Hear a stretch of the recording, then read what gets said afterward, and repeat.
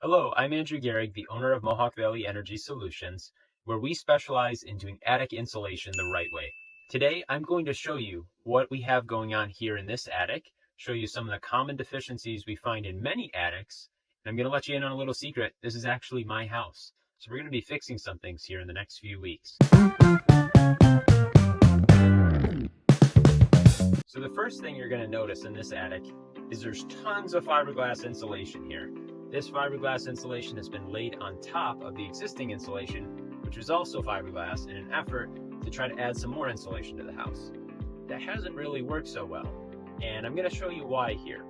The second thing you're going to notice is there's some air vent baffles, and they're in some bays, they're not stapled on very well, and they're missing in half of the other attic. The next thing you're going to see here in this attic are unsealed penetrations. So there are wire holes, there are top plates of walls, there are even pipes that are coming up through the attic that are not sealed around, which cause air to escape. The fourth thing that I'm going to point out is how this house has balloon frame construction.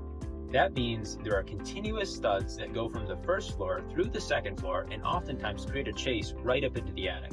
This is a problem because if those are not sealed off well, this is basically a highway for air to pass from the first floor, second floor, up and to escape into the attic. Some of the common signs that you can tell that your attic is not well air sealed is if your roof has uneven snow melting or ice dams. Those could be indicators that you're losing excessive heat through your attic onto your roof deck, which is melting the snow above. It's becoming winter here in central New York, so this is something you want to take care of before it causes a problem like ice dams. So we're back in my attic here in Whitesboro, New York, and we've made some improvements that I want to show you. Number one, we removed that fiberglass insulation out of here. We did so by using our large insulation vacuum, which sucks that insulation outside, bags it up, and we were able to dispose of it that way.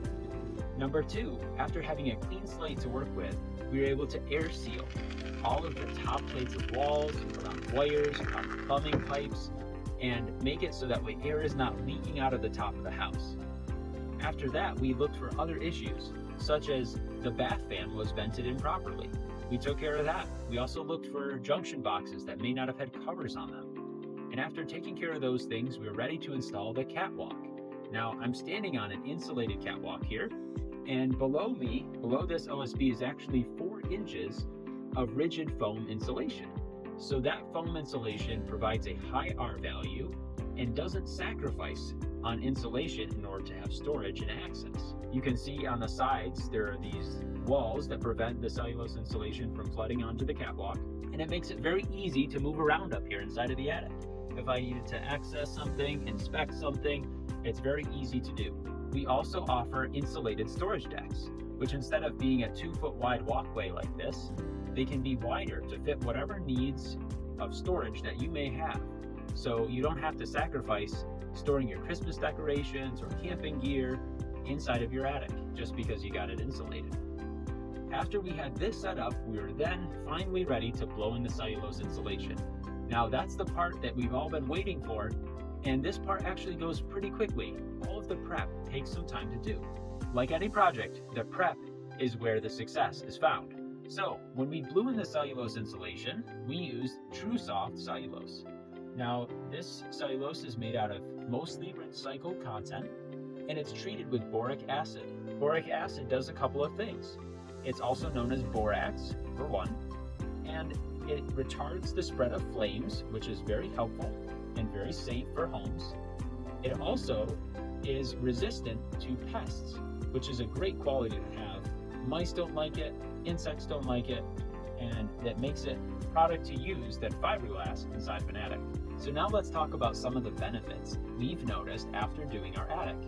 Number one, we've noticed that our upstairs is much warmer than it used to be. We've actually lowered our thermostat by a couple of degrees because it's that much more comfortable upstairs.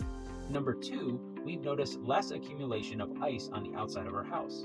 We used to get some pretty big icicles and some ice dams, and that has been cut down considerably. Plus, it's noteworthy to mention that this winter has had snowfall above average, so to not have as many icicles is a pretty good thing.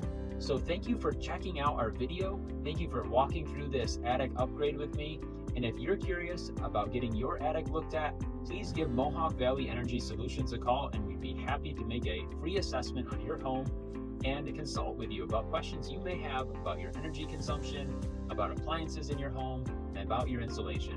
We'll see you on the next video, and thank you for watching. Thanks for watching, and if you found this helpful, hit that like button and subscribe for more home maintenance tips. See you next time.